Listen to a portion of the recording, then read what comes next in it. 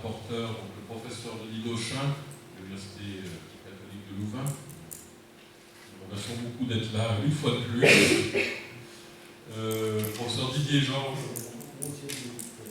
pour le 11e jury de thèse, la GEP. Professeur Didier Georges, de Grenoble, l'INP, qui est aussi rapporteur de Sciences Po du travail.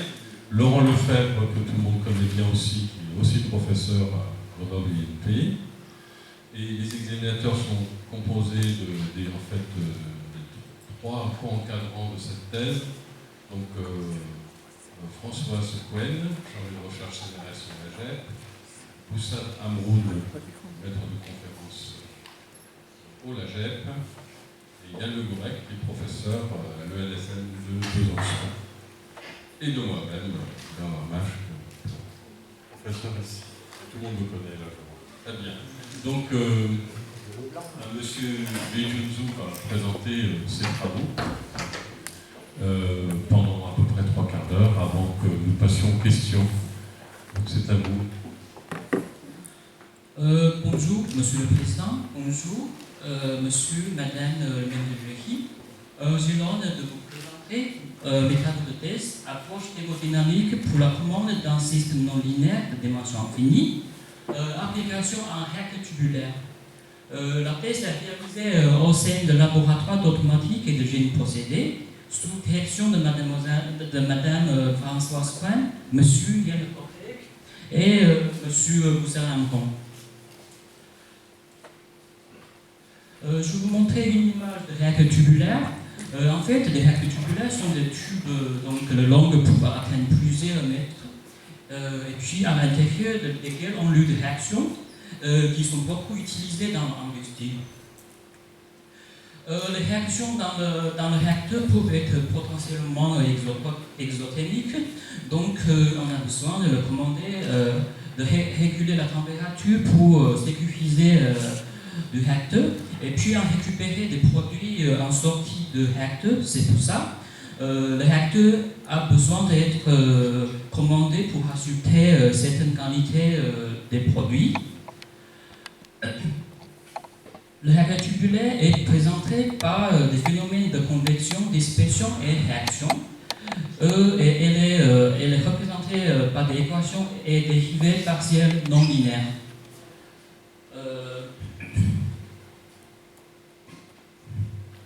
Le réacteur est alimenté par un débit d'alimentation. Donc, on peut considérer la concentration d'alimentation et la température de concentration, la température d'alimentation comme variable d'entrée. Et puis, on peut également considérer la température de la double enveloppe comme variable de commande. Puis, on évacue et récupère des produits en sortie. L'objectif de commande, c'est de combiner des propriétés thermodynamiques avec la structure géométrique du modèle de réacteur tubulaire pour la synthèse de commande. Au niveau des résultats d'existence, au niveau de commande, il y a déjà des résultats concernant la commande non linéaire thermodynamique en dimension finie. Il y avait une thèse de la GEP WAN 2009 qui arrive à faire une commande stabilisante de RPEC, soit réacteur parfaitement agité continu, en utilisant la disponibilité thermodynamique qui est induite par Alonso et ici. Et au niveau de structure géométrique, nous avons la représentation hamiltonienne à bord. Donc la structure Stokes-Dirac a été induite par Marsh-Kenneth-Shaft pour des systèmes en dimension infinie. L'avantage de cette représentation, c'est que premièrement, elle nous permet de faire une discrétisation structurée qui conserve la loi de conservation et la structure géométrique. Deuxièmement, on peut utiliser cette représentation pour faire une commande frontière, notamment elle nous permet de caractériser des variables frontières pour avoir un système bien posé. Et troisièmement, Cette représentation nous permet de faire une commande basée sur la passivité de type IDEA PPC qui tient en compte des structures géométriques. Donc, compte tenu de tous ces résultats, nous avons abordé deux points dans notre thèse. Le premier, c'est qu'on a arrivé à montrer une commande basée sur fonction Lyapunov issue de la thermodynamique sur des représentations thermodynamiques de actes tubulaires. Et puis, nous avons réussi à montrer la représentation hamiltonienne à bord d'un système réaction-diffusion non isotherme. Je vais commencer par modélisation des actes tubulaires. Après, je vais vous présenter notre ordi pour faire la commande, la disponibilité thermodynamique. Puis, je vais vous présenter comment utiliser ce ordi pour faire la commande stabilisant distribuée. Après, je vais aborder la deuxième partie de ma thèse, la représentation hamiltonienne à bord. Puis, je finirai par conclusion et perspective. Pour la modélisation, je vais commencer par vous présenter le rappel thermodynamique. À partir de la thermodynamique, je vais vous présenter les deux représentations du système. Après, je finirai par la condition frontière. À l'équilibre, c'est l'équation de Gibbs qui relie des relations, c'est l'équation de Gibbs qui définit la variation des variables extensives. Elle reliait des variables intensives, oméga, qui est la température, la pression et des potentiels chimiques avec des variables extensives. Dans ce cas, nous sommes en local, donc notre variable extensive, c'est par unité de masse, qui est entropie massique, volume massique et fraction massique. Donc nous avons la variation explicite, implicite de U massique. En dehors de l'équilibre, nous avons l'hypothèse d'équilibre local qui nous disent que des propriétés thermodynamiques restent vraies. En dimension infinie, dans notre cas, on a considéré la concentration massique ρ est constante, donc l'équation Gibbs reste vraie. Dans ce cas, on utilise la dérivée matérielle parce qu'on suit des matières en mouvement convectif avec V, la vitesse de convection qui est constante. Cette équation de Gibbs pouvait être représentée en deux versions. La première, représentation énergétique, nous avons dérivé matérielle de l'énergie volumique en fonction de oméga transposé d'Z. Dans ce cas, oméga transposé variable intensive, c'est la température avec des potentiels chimiques. Puis pour la variable extensive, c'est l'entropie volumique qui intervient dans la variable extensive. Donc on a aussi des masses volumiques de l'espace. Et puis inversement, pour la représentation hamiltonienne, nous avons la variation d'entropie. Puis elle est en fonction de variables intensives. Dans ce cas, on définit ça c'est un T, moins mu T jusqu'à moins mu n sur T avec des variables extensives où il y a l'énergie volumique. Donc, toutes ces deux représentations sont intéressantes pour faire la représentation hamiltonienne à bord.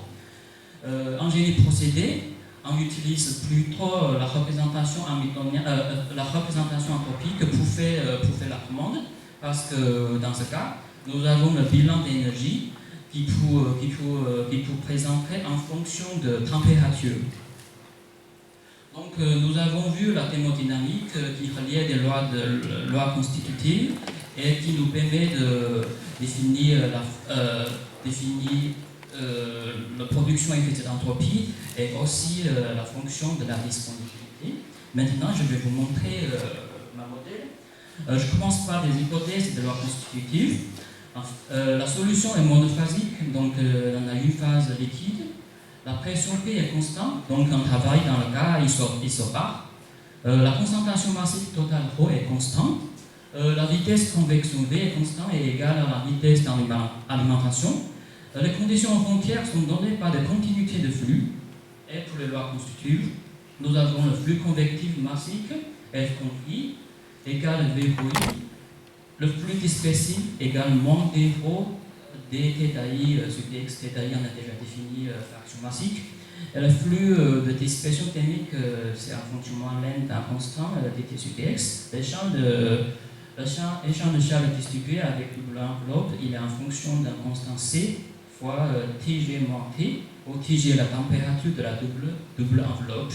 Et puis la réaction est en premier ordre, puis avec un cinétique de réaction modèle par la loi d'Arrhenius.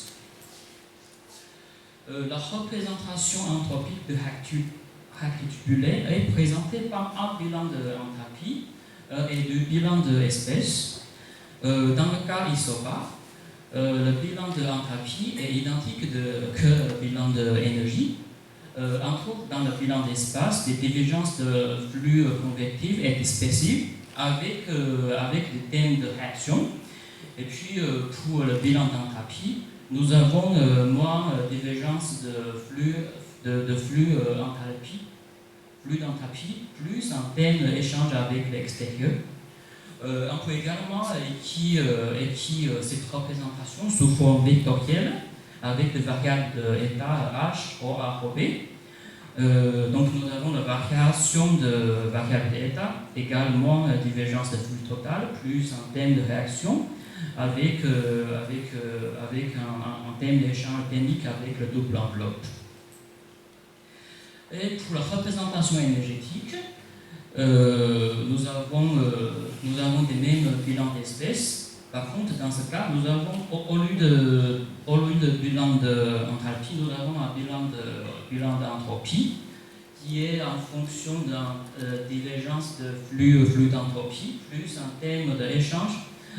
Surtout, nous avons un thème de production irréversible d'entropie qui est représenté par un thème dû à l'échange avec l'extérieur, un thème dû à la réaction et des thèmes dus à la dispersion thermique et matérielle.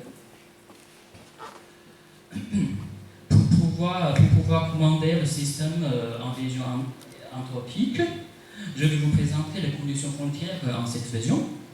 On considère qu'il n'y a que l'espace A en entrée du réacteur. Donc là, on voit qu'en entrée, nous avons le flux ρA in, V, qui est sous une forme de convection. Et puis, il n'y a pas de dispersion thermique à l'extérieur du réacteur, donc on va voir bien ici. Ici, 0- présente à l'extérieur du réacteur en entrée et 0+ exprime à l'intérieur du système en entrée. Donc, on voit bien pour le bilan d'espace, nous avons flux total en entrée égal flux total à l'intérieur de réacteur. Et pour le bilan d'entropie, on a la même chose. Puis à la sortie, on considère que le réacteur est ouvert à la dispersion et à la dispersion thermique. Donc nous avons la dispersion en sortie est nulle. Donc nous avons présenté les deux représentations pour notre modèle. Par la suite, je vais vous présenter comment utiliser la représentation anthropique pour faire la commande. Et puis, on va utiliser la représentation énergétique pour faire la représentation hamiltonienne à bord, qui est plus intéressante. Pour analyser la stabilité du système et pour l'objectif de commande, je vais vous présenter la fonction les deux fonctions de la disponibilité et je vais vous montrer des résultats de simulation. La fonction de la disponibilité est basée sur l'équation d'entropie S par définition. Entropie est en fonction de oméga transport Z où oméga est variable intensive et Z est variable expansive. Par la deuxième principe thermodynamique, l'entropie est une fonction concave par rapport à la variable extensive Z. La fonction de la disponibilité est toujours définie par rapport à un point de référence ZD, qui est notre objectif de commande. Sur ce point de référence, nous avons une IP plan tangente ici, qui est définie par S plus oméga V transposé Z moins ZD. Et par la concavité de l'entropie, on sait que l'entropie est toujours au-dessous de cet IP plan. Donc, par définition, la disponibilité elle est égale entre les deux. Donc, A, c'est égal cette ligne, moins SZ égale moins oméga transposé Z, ou oméga transposé, oméga tilde égale oméga moins oméga D. Oméga D, c'est la variable intensive sur ce point de référence. Par définition, on sait que cette fonction pouvait être potentiellement servir comme une fonction de Lyapunov, mais le souci c'est que l'entropie n'est pas strictement concave, donc la disponibilité n'est pas strictement convexe, donc cette fonction ne s'annule pas sur un seul point de référence, sur un seul point.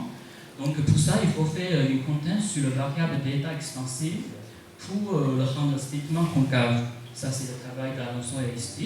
Donc dans notre cas en dimension infinie, nous avons proposé que ρ, la masse volumique totale, est constante. Avec cette hypothèse, nous avons donc S est strictement concave, alors A est strictement convexe.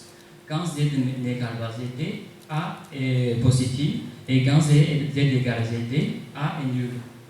Donc nous pouvons conclure que la fonction de la disponibilité est une fonction Lyapunov candidate pour la synthèse de commande. On a montré que A est une fonction Lyapunov, mais en fait cette fonction n'est pas unique. Donc en utilisant la même idée, on décomposait la disponibilité en deux parties. Une contribution thermique AR et une contribution du mélange AN. En fait, la variable extensive Z n'intervient pas dans la décomposition. Ce qui est différent, c'est que nous allons enlever un thème matériel sous forme logarithme à partir de la variable intensive oméga I. Ce thème définit la contribution mélange, donc la fonction de la disponibilité matérielle, puis la partie reste oméga RI, elle définit la fonction de la disponibilité réduite. Donc on voit bien que par rapport des variables intensives classiques, maintenant des variables intensives réduites ne dépendent que de la température. Donc on pourrait donner des propriétés, c'est que AR est convexe, quand T égale à TD, AR est positif, et quand T égale à TD, AR est nul. Nous avons trouvé une sous-espace de l'espace de l'état défini par H, rho A et rho B, où AR s'annule. Donc c'est-à-dire AR s'annule pas sur un seul point. Donc pour pouvoir l'utiliser comme fonction Lyapunov, donc pour assurer la unicité, on a besoin de faire une hypothèse. À toute température stationnée à l'intérieur des réticulaires correspond une seule répartition des concentrations ρ A et ρ B. Donc avec cette hypothèse, on pourrait dire AR strictement convexe, Z égale à ZD, AR est positif et quand Z égale à ZD, AR est nul. Donc nous pouvons conclure que AR est aussi une fonction Lyapunov candidate pour la synthèse de commande. Je vous montre quelques résultats de simulation. À gauche, c'est la fonction de la disponibilité et là, c'est la disponibilité réduite. Nous avons simulé le système en boucle ouverte à partir d'un profil d'équilibre TG égale à 350K à profil d'équilibre TG égale à 370K. Donc le profil ZD et le profil stationnaire à TG égale à 370K. Donc on voit pour les deux disponibilités elle converge vers 0, donc c'est-à-dire notre système converge vers le profil désiré. Au niveau d'amplitude, l'amplitude de la disponibilité réduite est bien moins élevée que celle de la disponibilité originale. Donc on peut conclure que la partie matérielle de la disponibilité est bien plus élevée que la partie thermique. Donc nous avons monté les deux disponibilités et ses propriétés, et avec cette hypothèse, on a montré que toutes ces deux fonctions pouvaient être servies comme fonctions Lyapunov. Donc maintenant, je vais vous montrer comment utiliser ces deux disponibilités pour faire la commande stabilisante, et puis je vais vous montrer une approche pratique de la commande distribuée. Je vous rappelle le système à commander. C'est le système de Hecke-Hubler en représentation anthropique. Donc A sur A sur B sont des variables d'état. L'objectif, c'est de stabiliser le système vers un profil d'équilibre stable en utilisant la température de double enveloppe comme variable d'état, comme une variable de commande, et puis on fixe des conditions frontières. À partir de la disponibilité, on peut proposer un problème de synthèse simple, c'est qu'on considère un Q tel que la variation de A global en fonction de variation de intégrale de A local qui est définie précédemment en fonction de dynamique du système égale moins intégrale dans forme quadratique avec z égale z moins d et k une matrice définie positive. Donc à partir de cette stabilité de commande, on a la proposition 1, c'est que la commande Q en fonction de dynamique du système plus un terme quadratique fois oméga h tilde moins 1 ou oméga tilde h égale 1 sur t moins 1 sur t. Le système en boucle fermée converge asymptotiquement vers le profil d'équilibre. Les variables de commande TG est réduite par Q, la forme de celui-ci pour proposition I. Donc on peut également proposer une autre stabilité de commande, c'est que pour trouver Q, la variation de la disponibilité globale est également intégrale de Ks fois disponibilité locale elle-même avec Ks défini positif. Donc à partir de cette stratégie, nous avons la proposition 2, la convergence qui concerne la convergence asymptotique de la profil d'équilibre désiré. Je vais vous montrer quelques résultats de proposition 1. Nous avons le gain sous forme matricielle qui est en fonction d'un constant delta. Dans ce cas, on a pris delta égale 600. Donc à gauche, c'est la RT moins TD en boucle ouverte, et à droite, c'est la RT moins TD en boucle fermée. Donc on voit bien par rapport à ces deux dessins, on a bien amélioré le temps de réponse à partir de 250 secondes à 100 secondes. Et puis, je vais monter la commande TG et avec la disponibilité locale. On voit que pour la commande TG, au début de simulation, il y a un petit souci, c'est que l'amplitude de la commande elle est un petit peu trop élevée, à peu près 1500 K, qui est difficile à réaliser en pratique. Et puis pour la disponibilité, elle converge vers 0, donc on a bien arrivé à l'objectif de commande. Pour la proposition 2, le résultat est un petit peu nul, mais le problème existe toujours, c'est-à-dire on a toujours un TG assez important. Donc pour résoudre ce problème, nous allons proposer d'utiliser la fonction de la disponibilité réduite, qui est la partie technique de la disponibilité comme fonction Lyapunov. Donc à partir d'AR, on peut proposer que la variation de AR globale en fonction de variation de intégrale de AR locale qui est définie précédemment, en fonction dynamique de système égale moins égale en forme quadratique avec z tilde égale z moins d par matrice définie positive.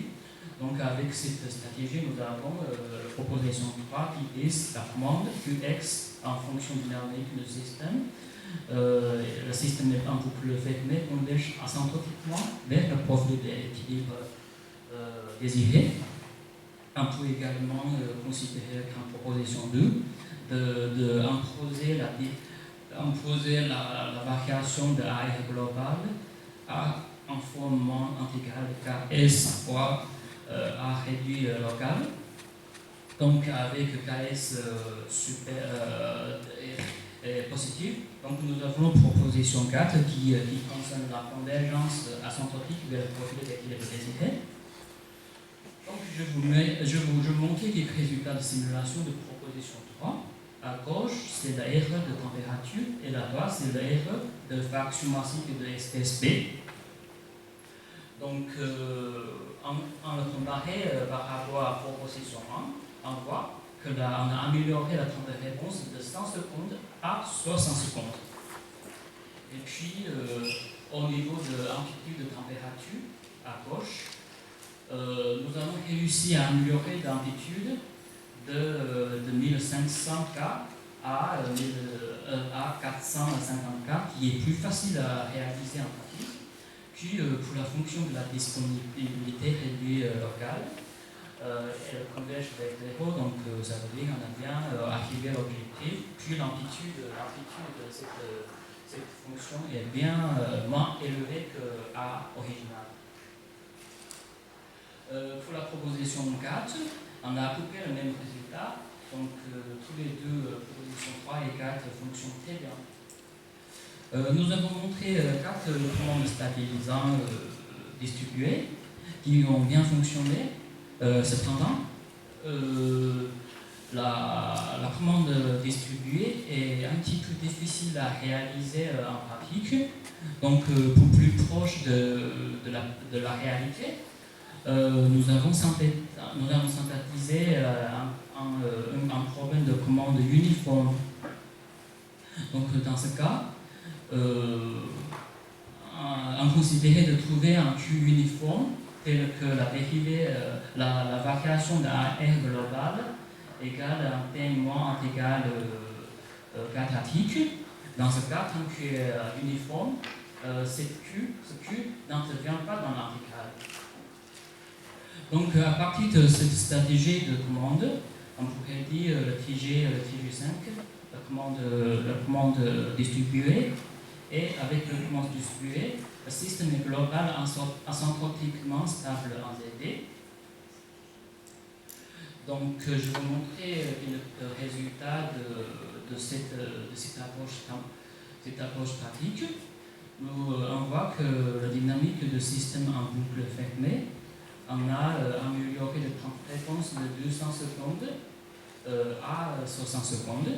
Et puis, ici, pour la commande TG5, la variation et l'amplitude de la commande TG5 est moins enlevée que le cas précédent. Donc, ça veut dire que cette commande peut être utilisée en pratique.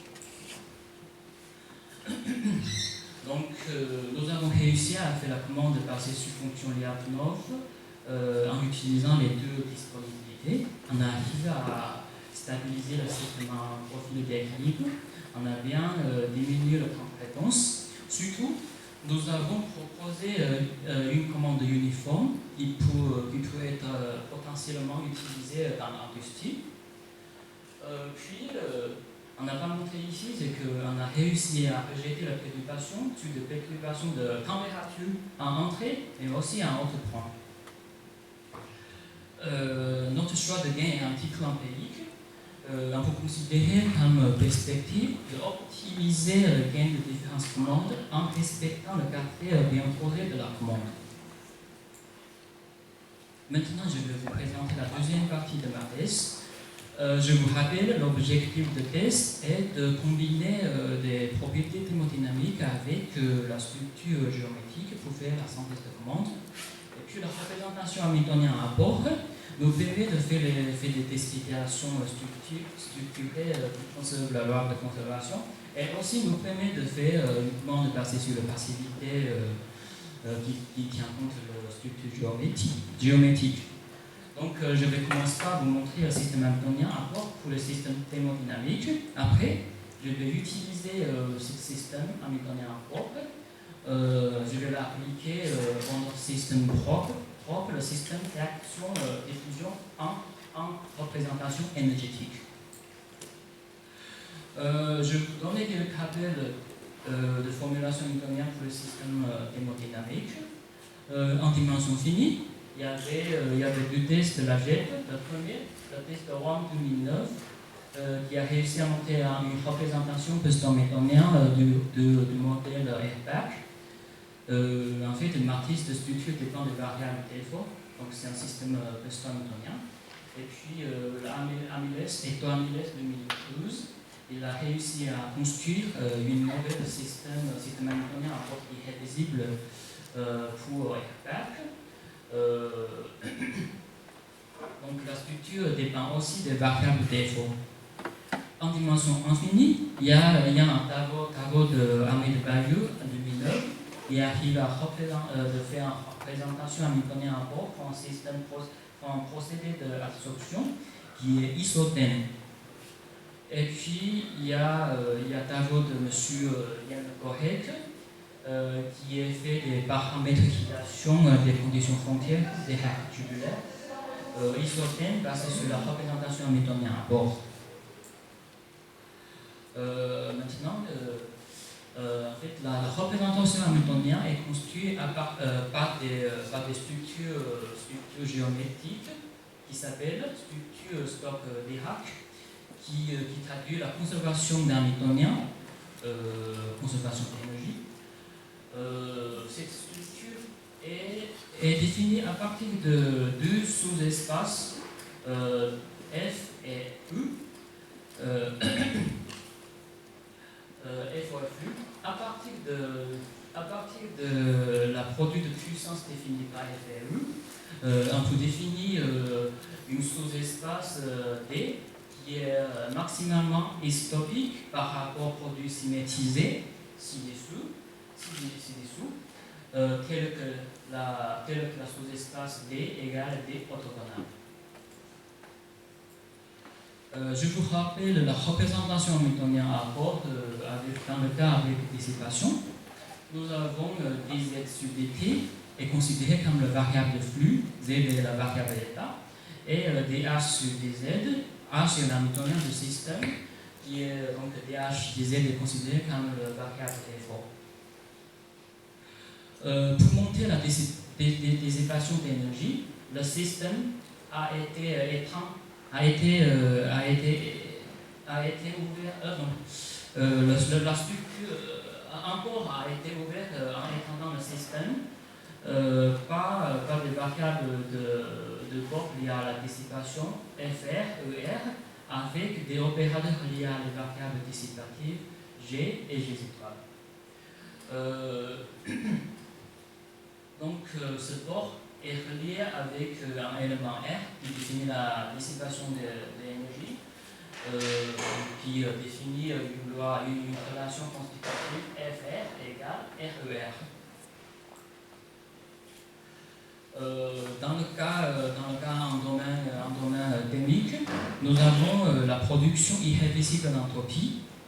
Donc pour pouvoir montrer pour prendre en compte cette production irréversible d'entropie, nous avons ouvert encore un port ici, en étendant le système avec des variables, des couples variables F au flux, U sigma, F sigma, avec des opérateurs G sigma et G sigma étoile. Donc ces deux ports sont reliés dans l'élément RS, qui définit des relations constitutives FR égale RER et aussi F sigma ou sigma plus FR ER. Cette structure d'interconnexion et ces deux relations constitutives nous permet de mieux comprendre le premier principal thermodynamique et aussi le deuxième principal principe thermodynamique. Donc, plus précisément, pour le premier principal principe thermodynamique, la conservation d'énergie, on calcule la variation d'Hamiltonien pour trouver le produit de puissance associé. Finalement, ce produit est nul, donc on a bien montré l'énergie est conservative. Et puis, pour la deuxième principale thermodynamique, soit l'irréversibilité de l'entropie, à partir de relations constitutives, nous avons montré que sigma, la production implicite d'entropie, est toujours positive. Donc maintenant, je vais appliquer notre système pour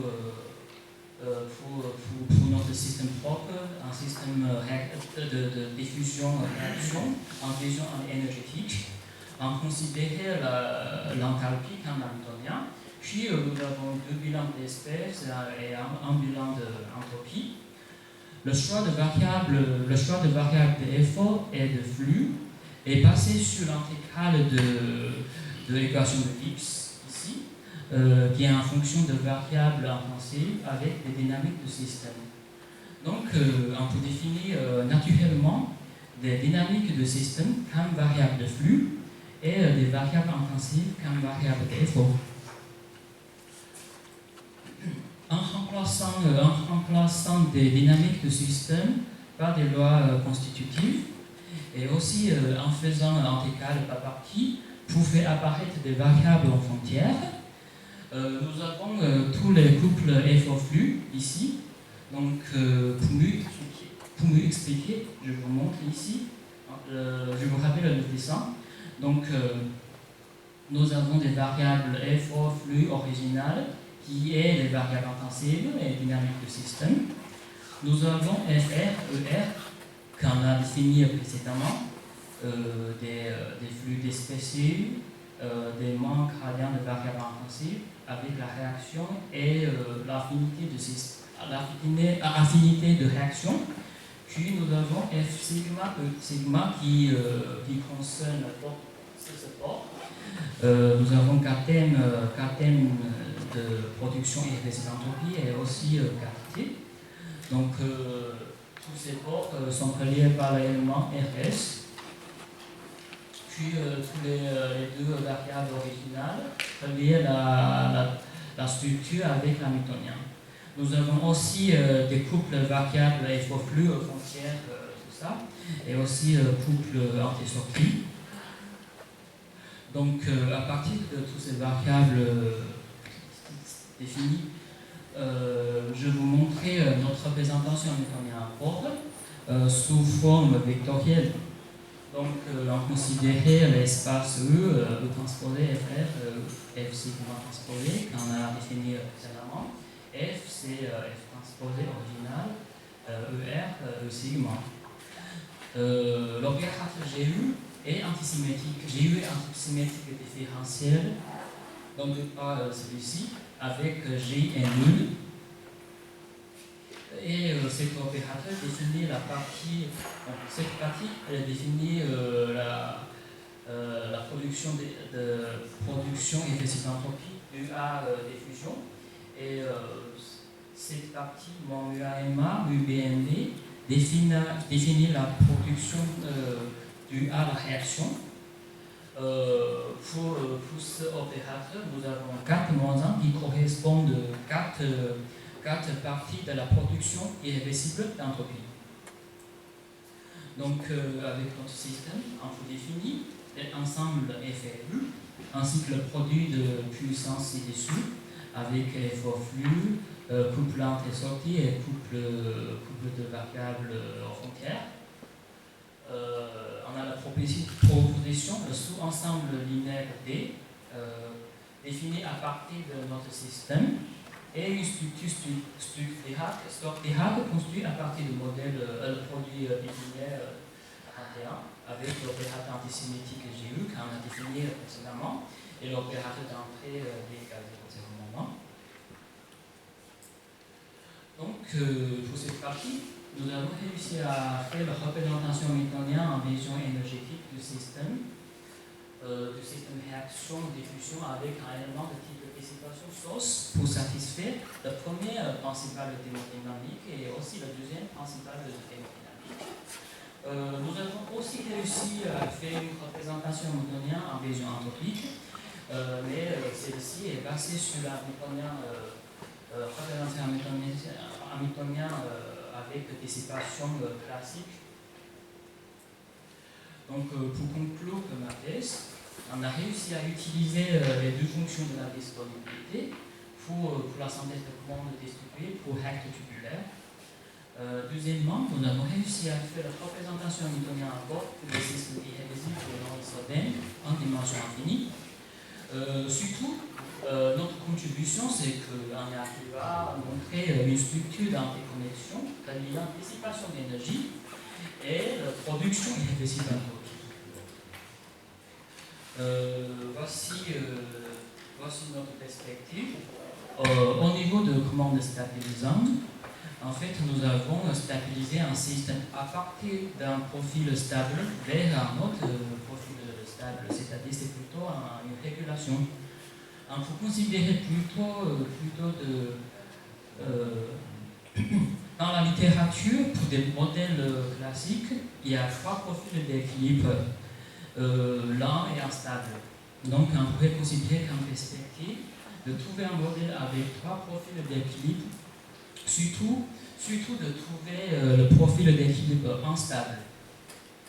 Et puis, nous avons fait la commande à partir de la fonction de la disponibilité en faisant des hypothèses de unicité. Donc, on pourrait considérer comme perspective de s'affranchir des hypothèses de unicité en définissant une nouvelle fonction de Lyapunov à partir de AR et AN, même si dans ce cas, un risque de perdre la structure thermodynamique. Et pour la représentation hamiltonienne à bord, on peut considérer comme perspective de prendre en compte le phénomène de convection. Et à partir de cette représentation, on va essayer de faire la réduction spatiale géométrique et appliquer les commandes. Nous avons aussi abordé dans la thèse un chapitre exploratoire 3, c'est le problème de commande à la frontière. À partir de tableaux de lien, nous avons réussi à construire deux structures d'interconnexion et faire la paramétrisation des variables aux frontières pour un rectangulaire isotherme pour assurer la caractère bien posée du système. Notre objectif est d'analyser notre système dans le cas non isotherme. Ce qu'on avait fait, c'est qu'on a linéarisé le système, on a trouvé la structure d'interconnexion et on a bien montré la condition pour le système qui a le caractère bien posé. Mais le souci maintenant, c'est qu'on n'y arrive pas à démontrer analytiquement la possibilité de matrice de taille 6x6 qui rassurait le bien posé du système. Donc c'est une question encore ouverte. Donc je vous remercie pour votre attention.